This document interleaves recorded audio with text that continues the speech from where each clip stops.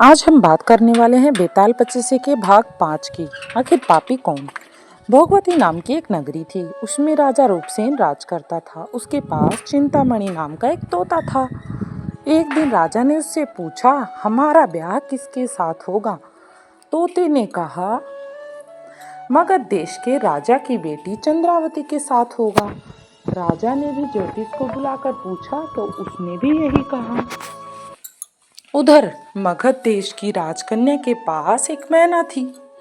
उसका नाम था मदन मजरी। एक दिन राजकन्या ने उससे पूछा कि मेरा विवाह किसके साथ होगा। तो उसने कह दिया कि भोगवती नगर के राजा रूपसेन के साथ। इसके बाद दोनों का विवाह हो गया। रानी के साथ उसकी मैना भी आ गई। राजा रानी ने तोता मैना का ब्याह करके उन्हें पिंजड़े में रख दिया।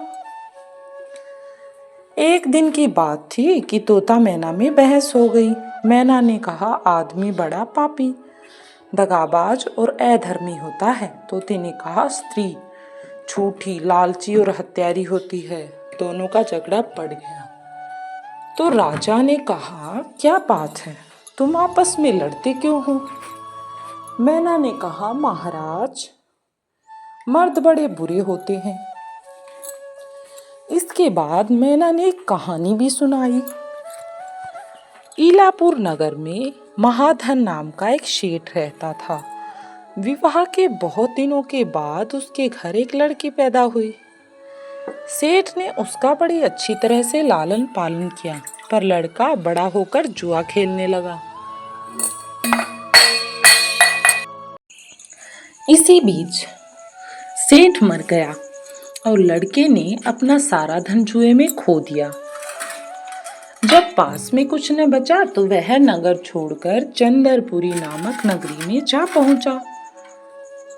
वहां हेमगुप्त नाम का एक साहूकार रहता था। उसके पास जाकर उसने अपने पिता का परिचय दिया और कहा कि मैं जहाज लेकर सौदागरी करने गया था।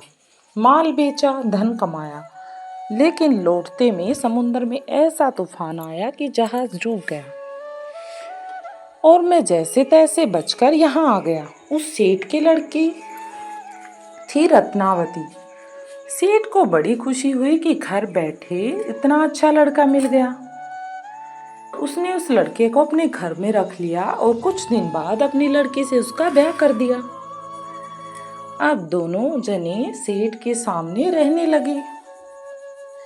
अंत में एक दिन वहां से विदा हुए। सेठ ने बहुत सा धन दिया और एक दासी को उनके साथ भेज दिया। रास्ते में एक जंगल पड़ता था। वहां आकर लड़के ने स्त्री से कहा, यहाँ बहुत डर है, तुम अपने गहने उतार कर मेरी कमर में बांध दो। लड़की ने ऐसा ही किया। इसके बाद लड़के ने कहारों को धन देकर डोले को वापस करा दिया और दासी को मारकर कुएं में डाल दिया। फिर स्त्री को भी कुएं में पटक कर आगे बढ़ गया। स्त्री रोने लगी। एक मुसाफिर उधर जा रहा था। जंगल में रोने की आवाज सुनकर वह वहां आया और उसे कुएं से निकालकर उसके घर पहुंचा दिया। स्त्री ने घर जाकर माँ बाप से कह दिया कि रास्ते में चोरों ने हमारे गहने छीन लिए और दासी को मारकर मुझे कुएं में ढकेल कर भाग गए। बाप ने उसे ढांढस बताया और कहा कि तू चिंता मत कर, तेरा स्वामी जीवित होगा और किसी दिन तुझे लेने जरूर आएगा। उधर वह लड़का जेवर लेकर शहर पहुंचा। उसे तो भई लगी थी जुए की लत। वह सारे गहने जुए में हार गया। उसकी बुरी हालत हुई तो वह यह बहाना लेकर आया कि उसका लड़का हुआ है। फिर अपने ससुराल पहुंचा। वहां पहुंचते ही सबसे पहले उसकी स्त्री मिली। वह बड़ी खुश हुई। उसने पति से कहा, आप कोई चिंता न करें, मैंने यहाँ आकर दूसरी ही बात कही है। जो कहा था वह उसने बता दिया, इसलिए आप चिंता मुक्त होकर यहाँ रहें। सेठ अपने जमाई से मिलकर बड़े प्रसन्न हुए और उन्होंने उसे बड़ी अच्छी तरह से घर में रखा, उसकी खातिरदारी की। कुछ दिन बाद एक रोज जब वह लड़की गहने पहने सो रही थी, उसने चुपचाप छुरी से उसे मार डाला। और उसके गहने लेकर चंपत हो गया। मैना बोली, महाराज, यह सब मैंने अपनी आंखों से देखा। ऐसा पापी होता है आदमी। तो फिर बताइए, कैसे कह सकते हैं हम कि आदमी अच्छे होते हैं?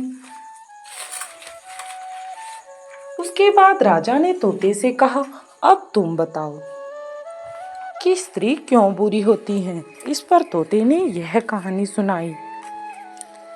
कंचनपुर में सागर दत्त नाम का एक सेठ रहता था। उसके श्रीदत्त नाम का एक लड़का था। वहां से कुछ दूर पर एक नगर था, श्री विजयपुर। उसमें सोमदत्त नाम का एक सेठ रहता था। उसकी एक लड़की थी। वह श्रीदत्त को ब्याही थी। ब्याह के बाद श्रीदत्त व्यापार करने प्रदेश चला गया।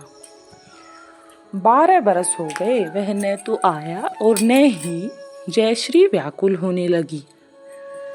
एक दिन वह अपनी अटारी पर खड़ी थी कि एक आदमी उसे दिखाई देता है। उसे देखते ही वह उस पर मोहित हो गई। उसने अपनी सखी के घर बुलवा लिया उसे। रात होते ही वह उस सखी के घर चली जाती है और रात भर वहां रहकर दिन निकलने से पहले ही लौट आती है। इस तरह से बहुत सारे दिन बीत गए। इस बीच एक दिन उसका पति परदेश से लौट आया। स्त्री बड़ी दुखी हुई। अब वह क्या करे? पति हारा थका था। जल्दी ही उसकी आंखें लग गई और स्त्री उठकर अपने दोस्त के पास वापस चली गई। आखिर वो तो उसके साथ रहने लगी थी ना। रास्ते में एक चोर खड़ा था। वह देखने लगा कि स्त्री कहाँ जाती है। धीरे धीरे वह सहेली के मकान पर पहुंची। चोर भी पीछे पीछे गया। संयोग से उस आदमी को सांप ने काट लिया था और वह मरा पड़ा था। स्त्री ने समझा सो रहा है। वहीं आंगन में पीपल का एक पेड़ था जिस पर एक पिशाच बैठा यह लीला देख रहा था। उसने उस आदमी के शरीर में प्रवेश करके उस स्त्री की नाक काट ली और फिर उस आदमी के देह से निकलकर पेड़ पर जा बैठा। स्त्री रोती हुई अपनी सहेली के पास गई। सहेली ने कहा कि तुम अपने पति के पास जाओ और वहां बैठकर रोने लगो। कोई पूछे तो कह देना कि पति ने नाक काट ली। दोस्तों, आपको स्टोरी तो पसंद आ रही होगी ना? तो आगे की स्टोरी सुनने से पहले वीडियो को कर दें लाइक और चैनल को कर दें सब्सक्राइब, ताकि आपको भी नए नए नोटिफिकेशन मिलते रहें। उसने ऐसा ही किया। उसका रोना सुनकर लोग इकट्ठे हो गए। आदमी जाग उठा।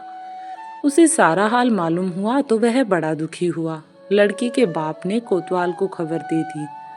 कोतवाल उन सबको राजा के पास ले गया। लड़की की हालत देखकर राजा को बड़ा गुस्सा आया। उसने कहा, इस आदमी को सूली पर लटका दो। वह चोर वहां खड़ा था। जब उसने देखा कि एक बेकसूर आदमी को सूली पर लटकाया जा रहा है तो उसने राजा के सामने जाकर सब हाल सच सच बता दिया। बोला, अगर मेरी बात का विश्वास न हो तो जाकर देख लीजिए। उस आदमी के मुंह में स्त्री की नाक है।